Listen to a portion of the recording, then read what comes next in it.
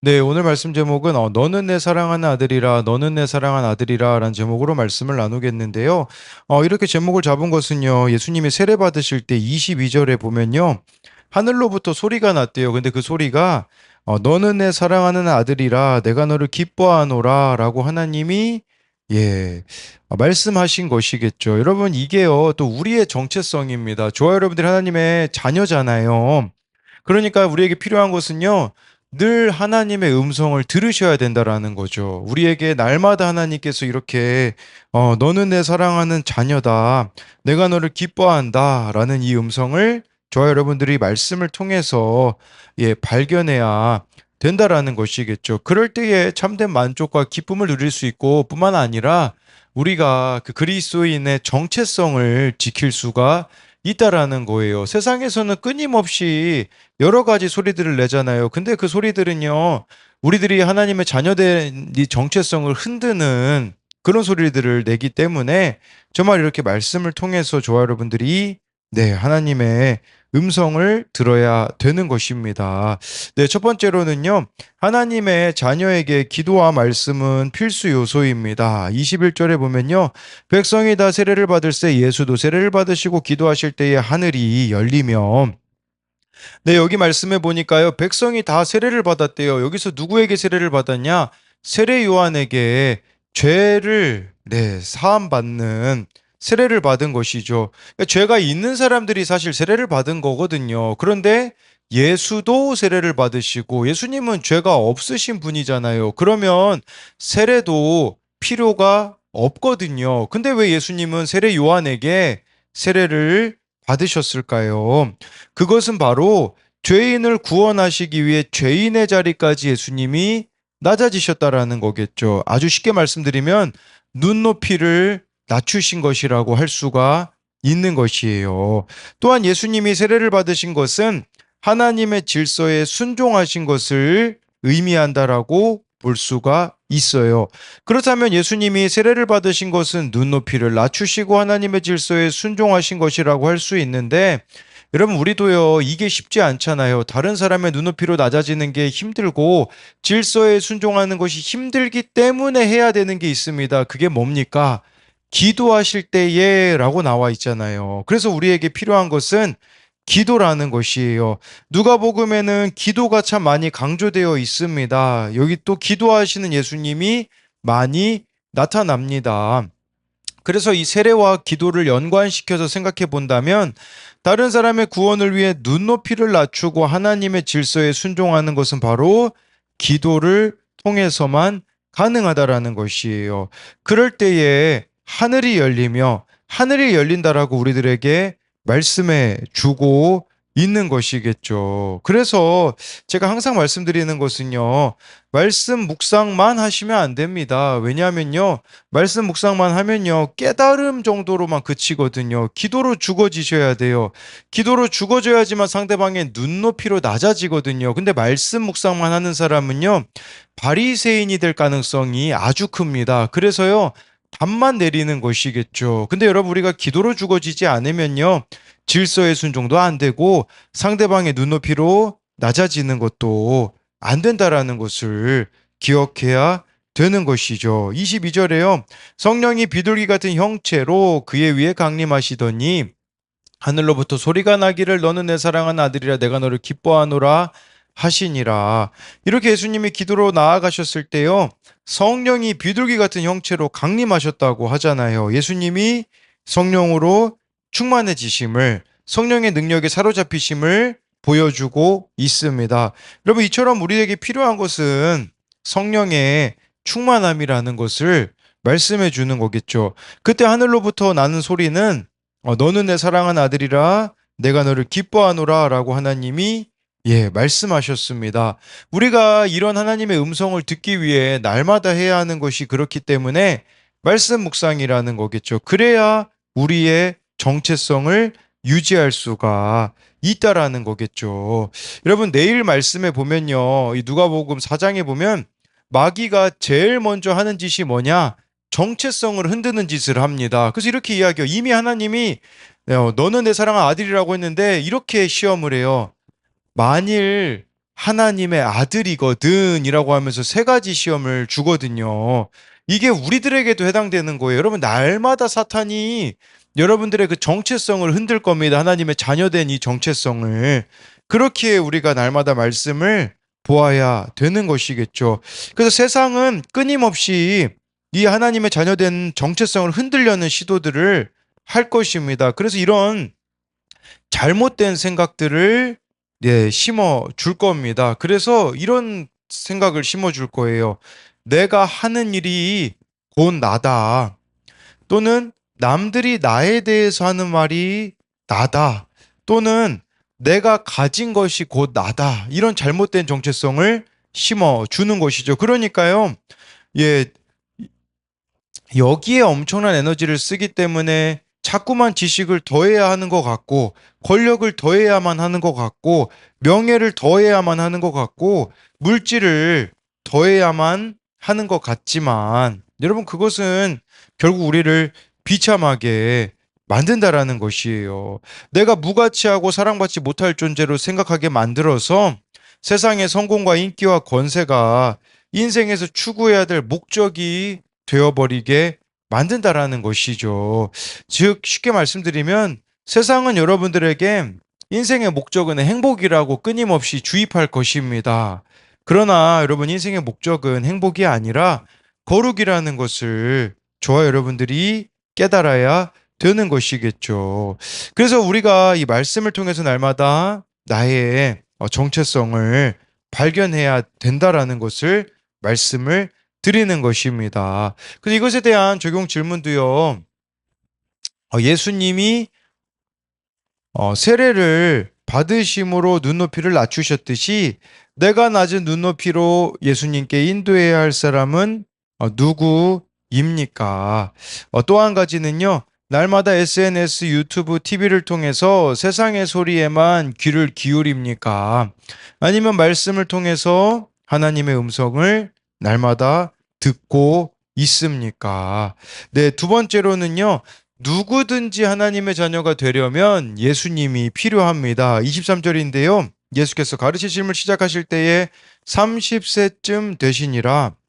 사람들이 아는 대로는 요셉의 아들이니 요셉의 위는 헬리오.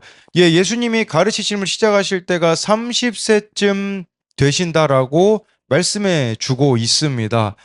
그런데 왜 예수님이 30세쯤 사역을 시작하셨는지는 이것은 예수님이 이 땅에 오시려면 긴 시간이 필요했고 오신 후에도 30년이 지나서야 사역을 시작하였음을 볼 수 있어요. 근데 예수님이 왜 3년, 33살에 십자가에 죽으셨다라고 우리가 아는 것은요.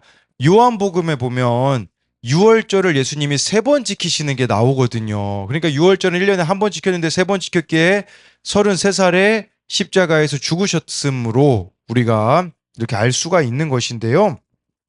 여러분, 이처럼 하나님의 약속이 성취되려면 인내와 연단의 시간이 필요하다라는 것이에요. 우리 계획대로 되지 않는 이 고난의 시간을 하나님이 구원을 위해 허락하신 훈련의 때로 여겨야 하는 것이 있음을 보여주고 있는 것이겠죠. 그렇기 때문에 저와 여러분들이 하나님의 때를 기다려야 된다라는 것을 말씀해주고 있는 것이겠죠. 다른 사람의 때도 기다려줄 필요가 있다라는 것으로도 받아들일 수 있어요. 어제 제가 아시는 목사님에게 이렇게 연락이 왔는데 드디어 그 교회에도 말씀이 정말 안 들릴 것 같은 분이 들렸다고 하시더라고요. 그러다 보니까 정말 그 교회에서도 이렇게 움직이기 시작했다고 하더라고요. 여러분, 이처럼 우리도 다른 사람의 그 때를 또한 인내로서 기다려야 되는 것이죠. 여기 23절부터 이제 38절까지 족보가 나오는데 마태복음 1장의 족보와는 반대입니다. 마태복음은 위에서 아래잖아요. 근데 여기서는 아래에서 위에요. 그래서 마태복음은 아브라함부터 시작해서 예수님까지였다면 누가복음의 족보는 예수님으로 시작해서 하나님까지 올라가는 그런 족보가 나오는데요. 38절에 보면요. 그 위는 에노스요, 그 위는 셋이요, 그 위는 아담이요, 그 위는 하나님이시니라. 여러분, 이게 의미하는 게 뭐겠습니까? 누구든지 하나님의 자녀가 되려면요, 예수님이 필요하다라는 것을 말씀해 주고 있는 것이에요. 또 여기 하나님의 뜻이 담겨져 있어요. 모두가 다 하나님의 자녀가 되기를 원하신다라는 것이겠죠. 그래서 정말 하나님은 모두가 다 구원받기를 원하시는 것이에요. 여기 38절에 아담하고 좀 우리가 생각해 봐야 될 게 있어요. 아담과 예수님을 비교하고 있는 말씀이 로마서 5장 18절 19절에 나오거든요. 거기 이런 내용이 나옵니다. 그런즉 한 범죄로 많은 사람이 정죄에 이른 것 같이, 이게 바로 아담을 말하는 거예요. 한 의로운 행위로 말미암아 많은 사람이 의롭다 하심을 받아 생명에 이를 얻느니라. 한 사람이 순종하지 아니함으로 많은 사람이 죄인 된 것 같이 한 사람이 순종하심으로 많은 사람이 의인이 되리라. 여러분, 이것이 의미하는 것은요, 첫 번째 아담은요, 불순종하여 실패했다라는 거예요. 시험에 넘어져 에덴 동산에서 선악과를 따먹지 않았습니까?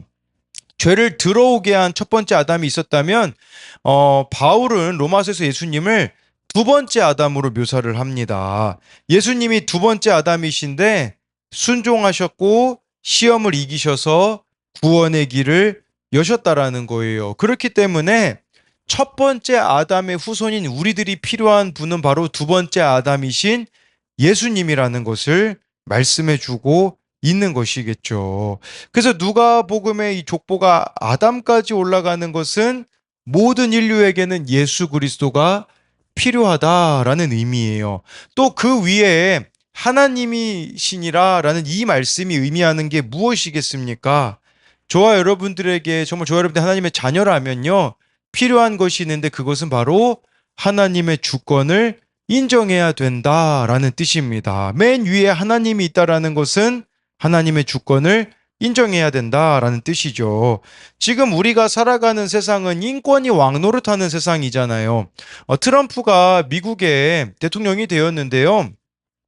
그가 한 말 중에요, 너무나 상식적인 말이었지만 이 시대의 비상식적인 생각들로 여겨졌던 게 있거든요. 트럼프가 그런 말을 했어요. 우리 미국에는 두 가지 성밖에 없다. 남성과 여성이다. 그렇게 이야기를 했어요. 이게 너무 상식적인 말이잖아요. 근데 그동안 너무 비상식적인 말이었었다라는 것을 볼 수가 있는 거겠죠.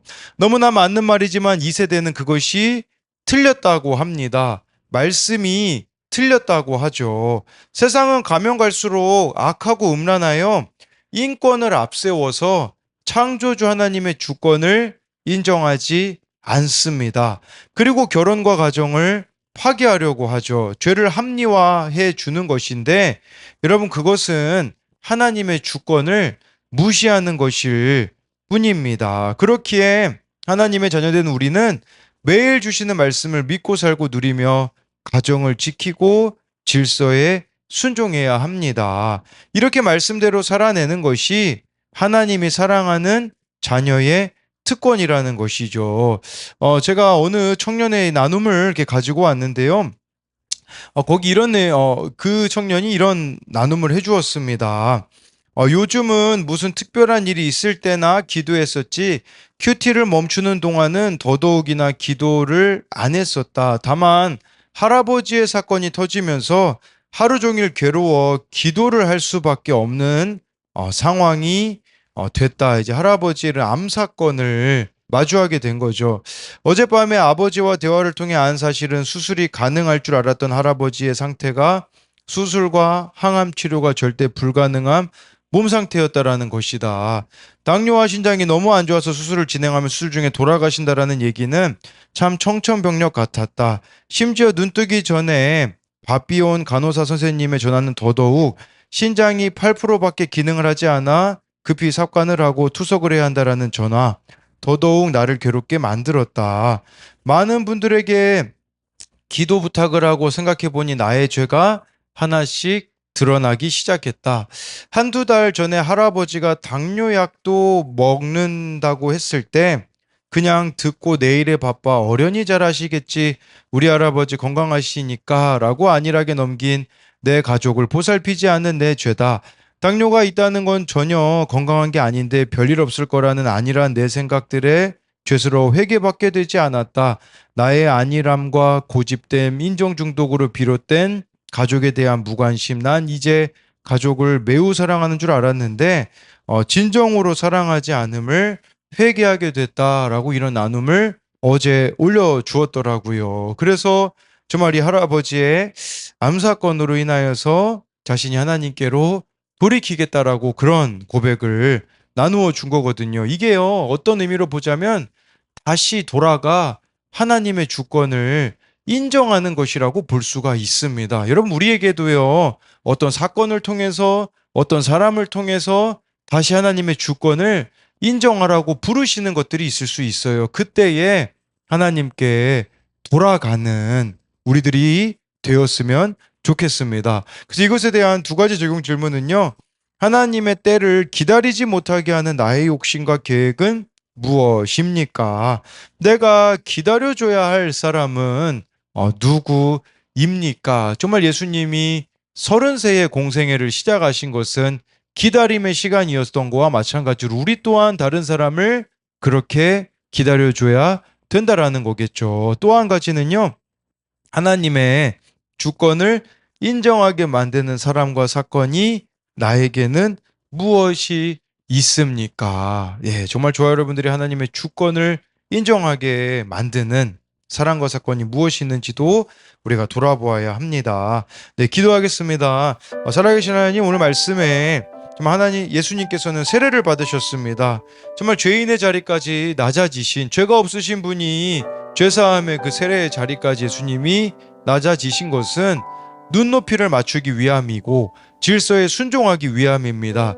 예수님도 이렇게 눈높이를 낮추시는데, 예수님도 이렇게 질서에 순종하는데, 하나님, 정말 우리들에게 다른 상대방의 눈높이로 낮아지기 싫어할 때가 얼마나 많은지 모릅니다. 제 자신만 봐도 그러합니다.